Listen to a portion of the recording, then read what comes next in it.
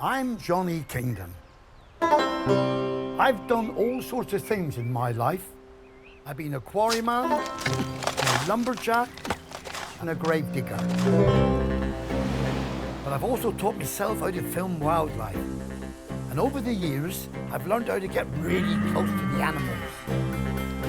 I can't believe how close I am. I live on Exmoor, a beautiful place in southwest England. It's a national park with nearly 300 square miles of some of the best countryside and wildlife you will ever see. The red deer and Exmoor ponies roam all across the moor. And this year, I'll be trying to film them, and of course, the other wildlife. Hello, my friend. I'm Johnny. Do you like it here? And I'll be showing you what some of the people get up to as well. Wassailing! Drink ale. Exmoor, my home. I wouldn't change it for the world.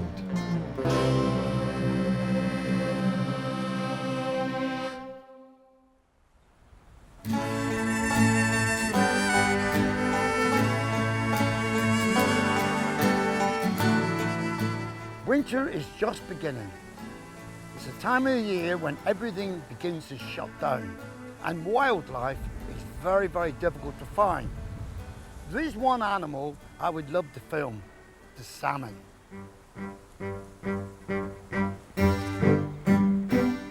It's nearly the end of November, and most of the wildlife is just eating and eating, ready for when it gets really cold.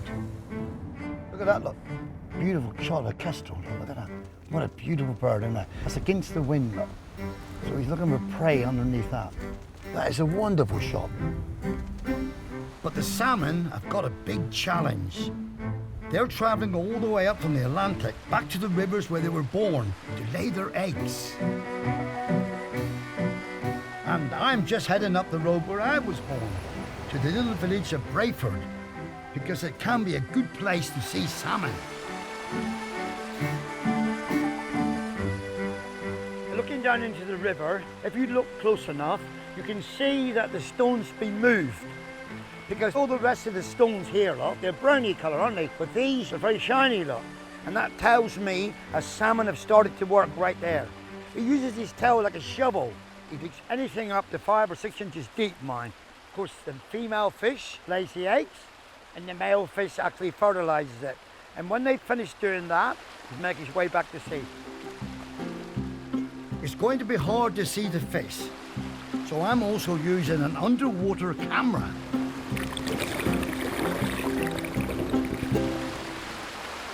Look, there's a fish right in front of me now. I can just see the white specks on him. He's going upstream, look. He's coming right here now, look. He's coming right into me. There he is, downstream. Watch the water, there he goes. He's coming, he's heading for the underwater camera. There he is, I saw him pass there. Fantastic, man. Wendy, he could be out there now, on the bridge.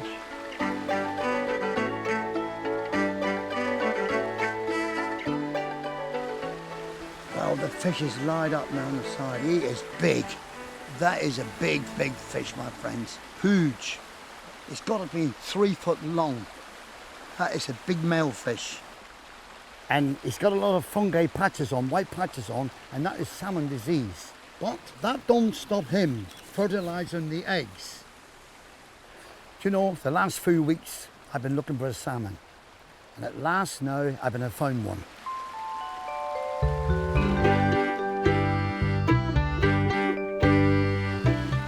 You have to work a bit harder in the winter months to find wildlife.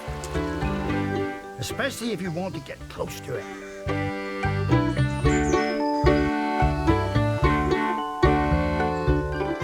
Beautiful stag. It's looking straight at me. Later on, I'm going to the coast to have a look for some birds that travel here through the winter months. But first of all, I'm going to call into my local farmer's market to see some of the old animal breeds. Well, this is South Malton Fat Stock Market Show. This happens every year in December, and I understand it's been going over 50 years. Sheep farmers bring their stock from all over Devon to be judged on the quality of the meat. Look, he'll catch out the top of the sheep, he'll feel the loin, the back, he'll feel the tail. It's what you call grading the sheep to find the best quality. Here's someone I know, Ron Tapp. His family have been farming sheep for generations. How long have you been an Exmoor farmer then? I've been farming for 65 years. On Exmoor? Yes, on the foothills of Exmoor. Can you tell me about the Exmoor horn, which I like? Well, the Exmoor horn's a good breed. Lovely wool. They share the best quality wool about. Thank you very much, my friend. Pleasure. Now, this is a true Exmoor horn from the top of the hills. See the horns, look, like that? He lives high on the moors, and it's really, really cold weather up there, and they got to stick this. They got a lovely coat. Look at the lovely coat they got, and they're beautiful sheep.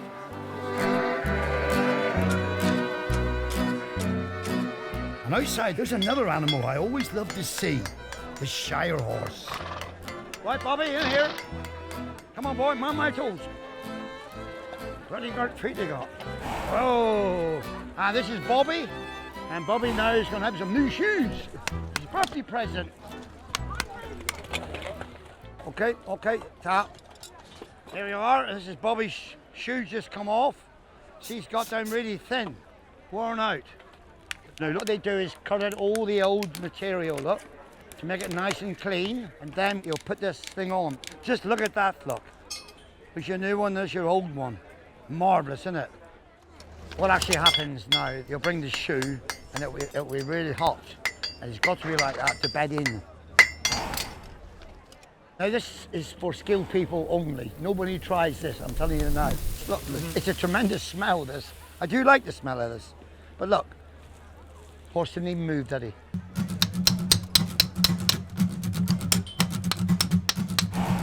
Got a new shoe on. He's quite happy, look. He wouldn't be like that else, would he? Okay? Well done.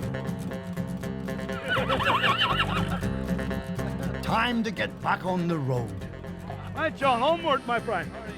I do a lot of travelling in the winter months, looking for wildlife. And it's also a good time of the year to see some of the local traditions.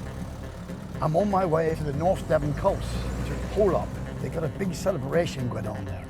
As I travel across, I'm going to drop into the Tor estuary to see some wader birds. Because in the winter months, this is when they come in. So I'm hoping to get some shots.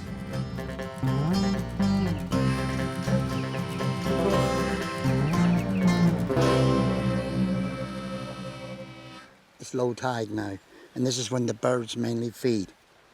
Under the sand there's a lot of worms, which honestly, I used to dig them up years ago when I used to go out and catch a fish. This lovely bird, the little egret, like a heron, a lot smaller than a heron, and the same family of the spoonbills.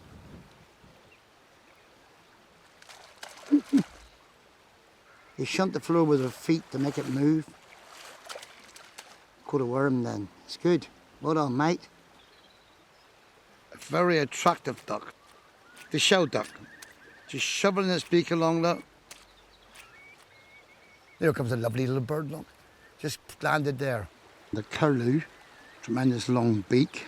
Should think about 4 inches long, look. You aren't going to get no closer than that. There used to be a lot of these on Exmoor once, but they're all gone. I love filming out like this. Something different from the animals on the moor. Beautiful shot.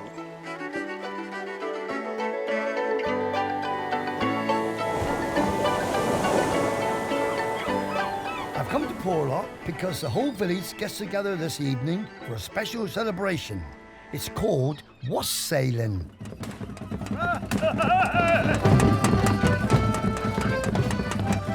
First thing to do is find the bloke in charge, Martin Babb. Martin? Yes. What is wassailing? Can you explain to me, please? Well, the word comes from ancient English, and it means be of good health. When I say to you wassail, you're supposed to reply drink hail. Wassail. Drink hail. And we come out to wassail the apple trees to make sure that they're good and healthy and hope for a good crop in the year for the cider and the apples. Wassail! Well, some of you got the idea there. Ladies and gentlemen, I think it's time we wassailed this tree now. Old apple tree, we wassail thee, and hope that thou wilt bear. Basically, we put some cider-soaked toast into the branches of the tree, and that will encourage the good spirits for the coming year.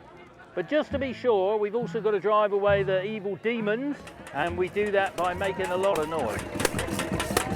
Old apple tree, we wassail thee, and hope that thou wilt bear. Hatfuls, capfuls, 3 bushel bagfuls, and a little heap under the stairs. In it, look at it, quick, wassail! Mulled cider, just what I need, because there's some very cold weather heading our way. Cheers, everybody!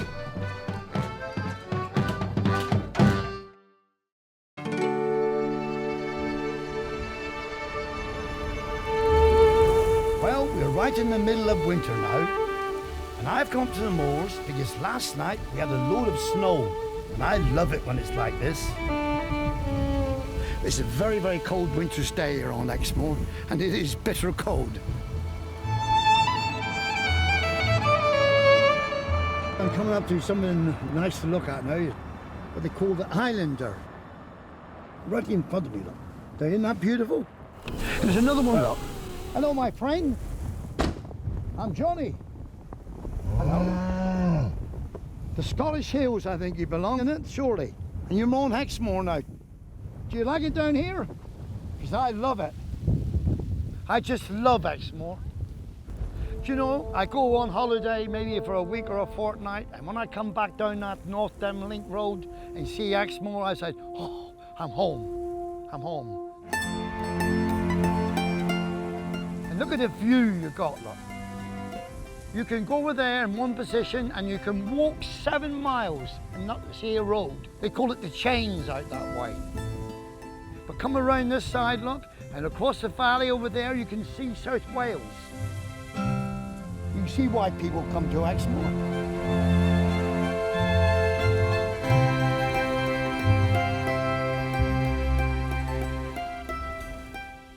Right in front of me, down there, is the Exmoor pony. And they're sheltering there out of this big storm that's just gone through. But they're feeding on the gorse, look, the prickles up. That's what they're doing down there. And when the storm comes, they always put their backside towards the storm. But they're just lovely animals. Everybody loves the Exmoor pony. They are a very, very hard animal, and they stay out here in the moors all the time, and they got to put up with it. So think yourself lucky if you've been sitting inside the fire, yeah?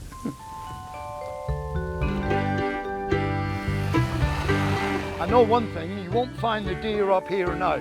They're down in the valleys trying to look for some nice food.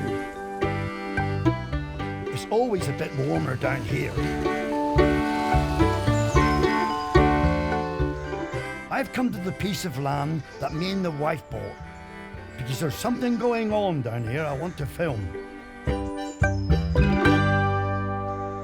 Up the top there, I've had wild boar, would you believe it? And it was covered in mud on their coat. And I thought, wow, they're using a wallow to get the ticks off their body. And I'm not going to step all in there. If you do, your scent will be there and they won't come back. But what they actually do is, well, this is what the deer do. A wild boar could be different, so I've never seen it before. They go in there, they lay on their back, they turn their legs upside down. When they get all muddy, they shake it all off like this. But this wild boar that I want to see, because I've never seen a wild boar wallowing. So let's hope it happens tonight. Who knows? Wild boar have been living on Exmoor since some of them escaped nearly 10 years ago just on a farm up the road. This is a camera that will film in the dark. It's a night camera. So what I'm going to do is I'm going to tilt this one around this big fat tree here. Something like this. And you don't do it that way, so that made a right mess up. But you don't get it right every time, do you? Of course you don't. I'm going to rip that round there. And now we're in business. And I shall come back when it's pitch black, and by that time, something will have been here, I can guarantee you. While I'm waiting, I'm going to drop in on an animal that means an awful lot to me. I like to visit her every few months just to make sure she's okay. Come on, Bam, Bambi. Nearly 30 years ago, me and my mate Roger Gregory found a deer calf left by her mum. We took her back to Roger's place and she's still going strong. Well, it's been a long time, Roger. I haven't seen her for 3 months, but she's looking quite well, you know. Do you remember when we found her? Yes, I do, yeah. I knew that there was something seriously wrong because the mother left her, and I remember we walked away from her, didn't we? Yeah, she followed us, didn't That's she? right, she followed us, and we knew then that something serious has happened. So picked her up, and you nursed her, didn't you? On the way home, yeah. You nursed her on your lap all the way home. And then from then was all the hard work came. We didn't know then what we let ourselves in for, No, did we? no. We didn't think 28 years later we'd still have her, did we? No. No, she's been part of the family, and in her younger days she could be a bit naughty, but now, like a lot of us, as we get older, she's mellowed a bit. You looking at me again? Yes. Yeah. Come on in. Bambi. Come on in. Back to the lamb now to check the camera. You know, Exmoor was the first place in Europe to become a dark sky reserve. There's very little artificial light around here, and you get beautiful skies.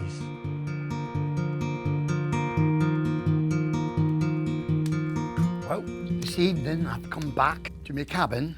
I want to go down now and look at the camera, which I've sticked up on a tree down there. But before I do that, I got something to show you. This is a skull of a wild boar. And this animal is 300 and 400 pounds in weight. But honestly, they're very, very shy. And they're very, very rare to see in daylight. I hope to show you wild boar in that wallow down there. That would be nice, wouldn't it? Well, time has come. Can't wait. Right, nothing yet. I can see the lights being flashing there, mine. Let's just wait a minute. No animals, but someone's triggering that off because that light wouldn't be on otherwise. I thought I saw one there. I thought I saw one there then. But not very good. Let's just spray this one and see. Ah, there you are. I saw an animal just pass then. So that is good news. We definitely got something. There you are. There you are. There's a boar. He's gone through there like a rocket. He was. Oh, here you look. There you are. He went in the wallow and he's gone just like that. You know, that was a wild boar, but we want to see him actually wallowing. Right, I'm going to try another one. Oh, here you are. Right to the beginning. And another one. 3. One's coming straight.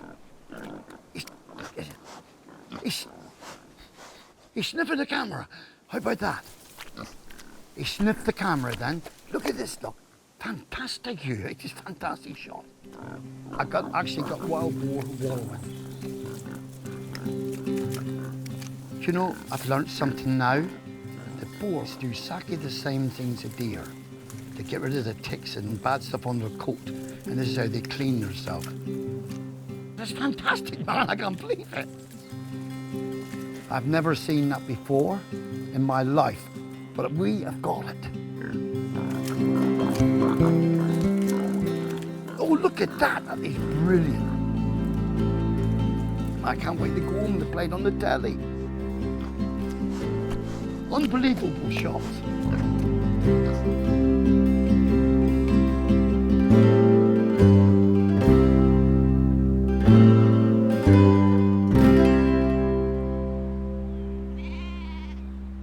But now winter's nearly over, and of course spring is just about starting again. My mate Jason's a sheep farmer, and he's already busy with lambing. If I get a chance, I always enjoy seeing this. Look at this, look, what a lovely sight to see this. All these mums, look, are waiting to lamb, so this is what it's all about. And we're talking about a lot of sheep. 800 sheep, and they'll have nearly 2,000 lambs. I'm going to give Jason a hand. I think we got one over there just about ready to perform. I'll make sure he's coming, right, and then you can deliver the lamb. This is quite interesting, isn't it? Just going to sit her down. Tease the first leg out. Nice and easy. And the other one, and then these all come together, look. Yeah, like that. And the first thing you do is sat, look. You clear this, see? Yeah. Now he's breathing now. Yeah, it's sucking already, look. Oh, I tell you one thing, that was wonderful. It's a long time ago that I've seen anything like this. I have done a wee bit, that was years ago. But to see that and handle the little lamb and bring this little lamb into the world, look at that, that's beautiful. And that just tells me one thing, the spring's arrived.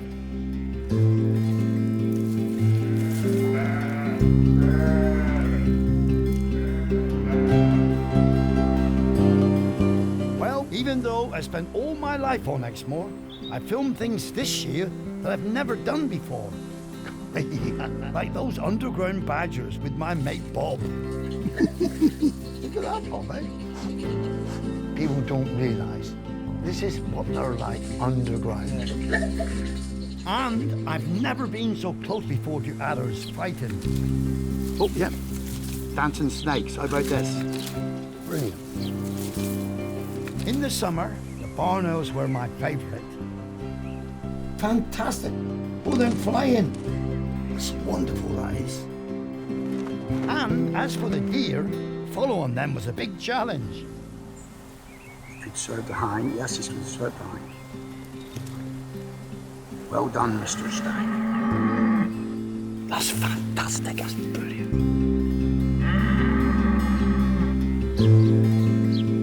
And now another year is beginning on Exmoor.